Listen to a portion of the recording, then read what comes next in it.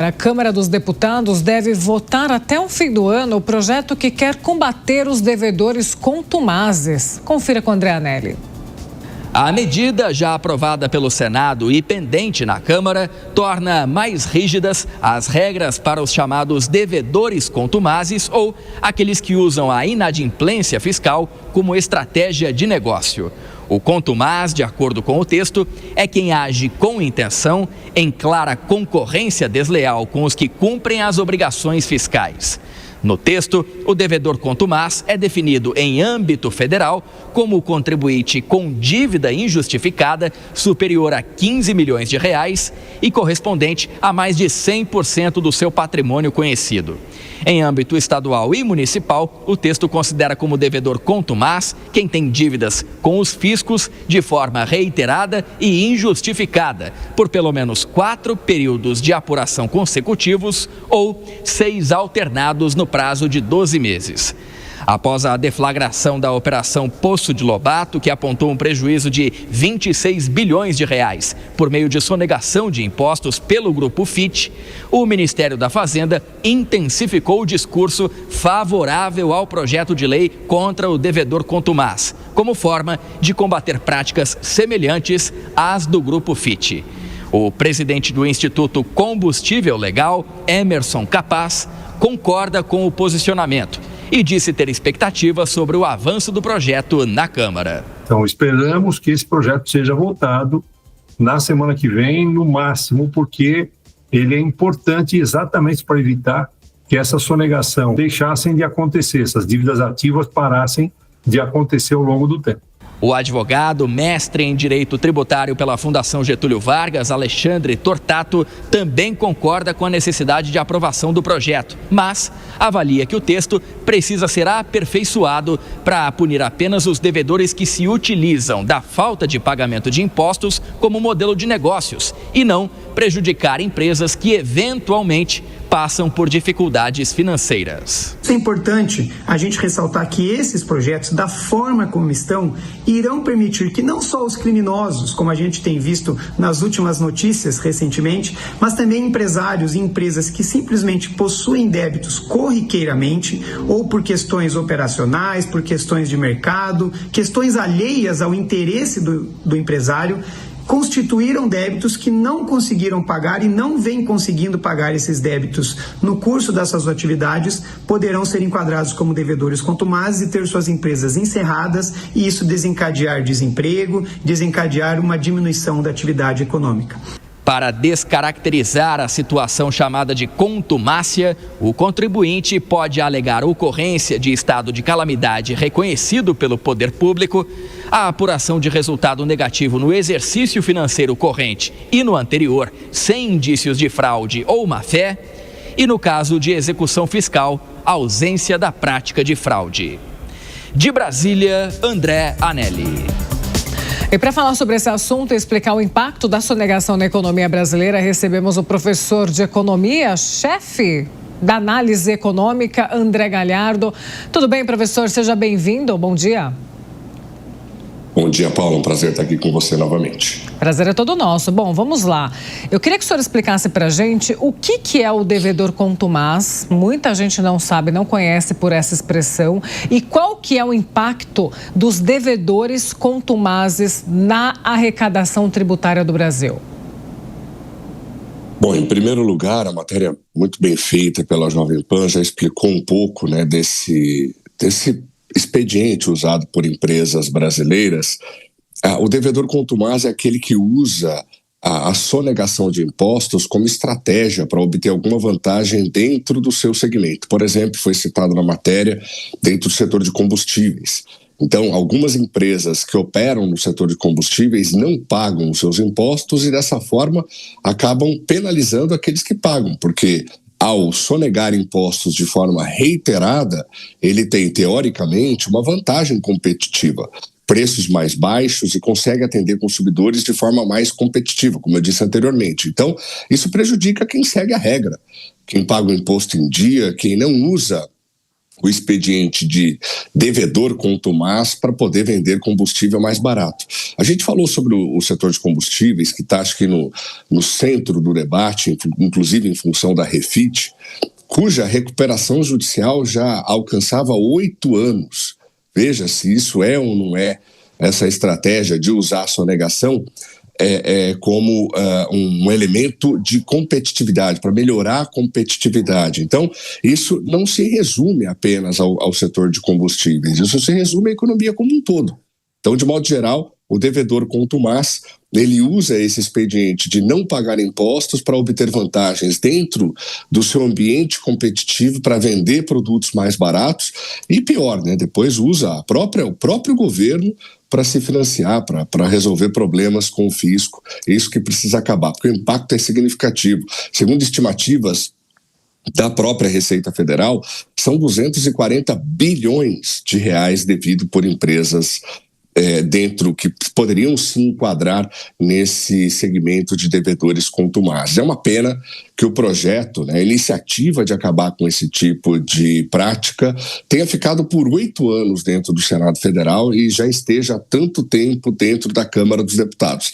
Se é tão nocivo para o setor de combustíveis, para a economia brasileira como um todo, já estava mais do que na hora de discutir isso com a seriedade que o projeto e que o assunto merece.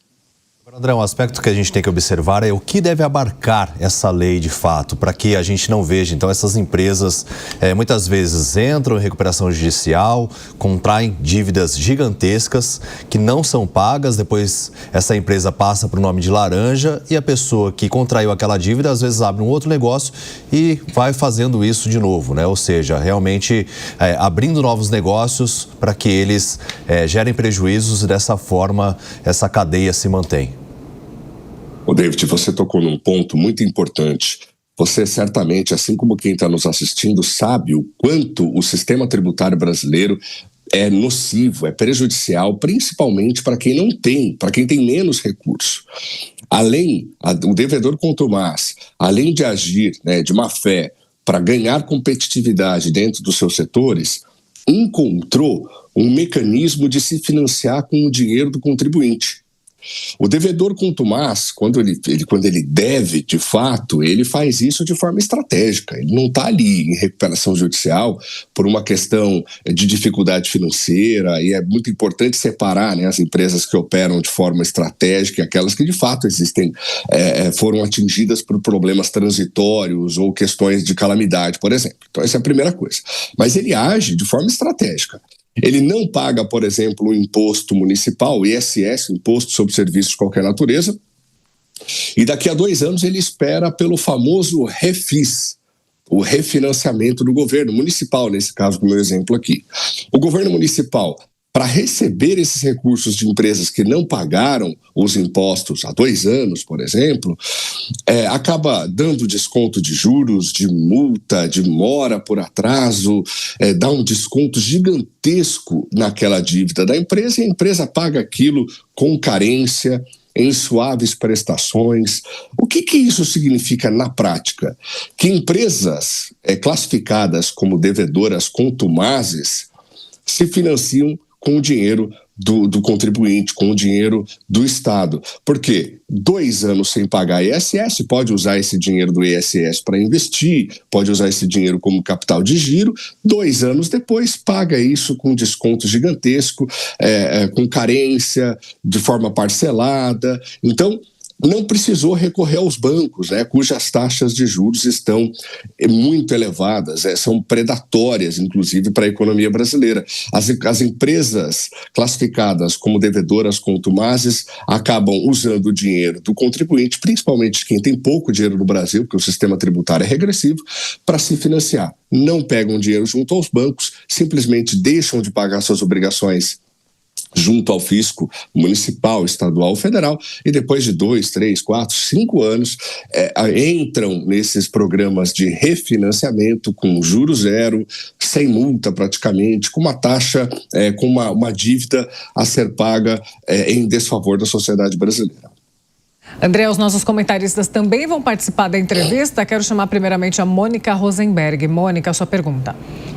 Bom dia, André. Você citou aí justamente que precisa separar o joio do trigo, né? Eu vou dar um exemplo aqui, porque nós estamos falando, quando a gente fala de contumaz, estamos falando de pilantra, estamos falando de bandido, safado, sem vergonha. E aí eu vou dar um exemplo de 2 postos de gasolina, um de cada lado da rua, um que paga os seus impostos em dia, que está lá tentando fazer tudo direitinho, né? Com a taxa de juros do jeito que está a brasileira, e do outro lado, desse grupinho aí de contumazes, que não paga impostos, provavelmente não paga corretamente as suas obrigações trabalhistas, não estão nem aí com a legislação brasileira. É óbvio que isso é concorrência desleal, porque o que não está pagando seus impostos, ele vai ter uma área muito mais bacanona, ele vai ter preços menores e cada vez mais o outro que está pagando corretamente vai ter dificuldades financeiras e vai acabar quebrando. Como é que a gente faz para que justamente esse que está em dificuldade financeira, que não tem nem condição de pagar os impostos, até porque ele está sendo prejudicado pelo concorrente que não cumpre a lei, como faz para esse aqui ser olhado de alguma forma e para que o outro realmente seja não somente cobrado e tenha que pagar o imposto devido, mas que ele pague para a sociedade, que ele seja preso, que aquele posto seja destruído e jogue sal em cima de tanta raiva que eu tenho de quem se dá o direito de não cumprir a legislação tributária simplesmente por falta de vergonha na cara. Esse projeto que está em discussão agora há tanto tempo, ele prevê essa separação, ele prevê mecanismos para esses 2 perfis de não pagante? Bom dia, Mônica. Sim, ele prevê, talvez até a Jovem Pan trouxe aqui o comentário do advogado sobre a necessidade de deixar claro essa diferença, mas quando a gente fala de devedor contumaz, isso é meio explícito o que acontece. Veja o caso da Refit, eu sei que é um caso muito emblemático e talvez um outlier aqui, um ponto fora da curva, mas veja o caso da Refit. Como é que uma empresa fica em recuperação judicial por 8 anos? Como é que uma empresa fica por tanto tempo num regime de recuperação judicial? A recuperação judicial é o último estágio antes da decretação da falência. A recuperação judicial, ela é aquele momento que a empresa se prepara para ressurgir, né? 8 anos é uma vida toda dentro do ambiente corporativo, né? Sobretudo de uma empresa cuja capacidade de sonegação chega aos 26 bilhões de reais. Então, é meio explícito essa separação entre o que é o devedor contumaz e o que é uma empresa em dificuldade. Vamos falar aqui do caso que aconteceu há 2 anos, desculpe, há um pouco mais de 1 ano, no Rio Grande do Sul, empresas diante daquelas enchentes, né, certamente enfrentaram dificuldades que vão além de dificuldades conjunturais, né, vão além, são dificuldades que se estendem por muitos meses, às vezes até por mais de 1 ano. Então, é claro que tem que prevalecer o bom senso, mas o advogado tratou o tema corretamente, que não é só uma questão de percepção e bom senso, é importante ter claro isso na lei para impedir que empresas que de fato enfrentem problemas oriundos de questões climáticas, de uma desaceleração abrupta na economia, como pode acontecer, como já aconteceu muitas vezes, é importante separar empresas idôneas de empresas que usam isso como expediente estratégico, né? Isso fica... eu volto a dizer, não adianta só ser claro e ter bom senso, isso tem que estar na letra da lei, mas fica meio evidente para a gente quando a empresa usa esse expediente como um expediente de todos os dias, um expediente estratégico. Ela não paga o imposto, não é porque o sistema tributário brasileiro é burocrático, regressivo, problemático e ela não consegue viver com esse sistema. Ela não paga porque ela, assim, obtém vários ganhos. Ela consegue concorrer com os seus concorrentes, ela consegue ganhar destaque dentro do ambiente concorrencial em que ela está, ela se financia com o dinheiro público, ela obtém diversas vantagens indevidas e o que mais me chama a atenção, Mônica, se é tão evidente, se a coisa é tão explícita, como eu estou dizendo que acontece há mais de década no Brasil, por que tanto tempo, né, para votar, se analisar, e por que só agora, com as operações Colossos, Carbono Oculto e outras mais, o Congresso se mexe? O projeto de votação de urgência está lá mais de 1 mês na Câmara, infelizmente.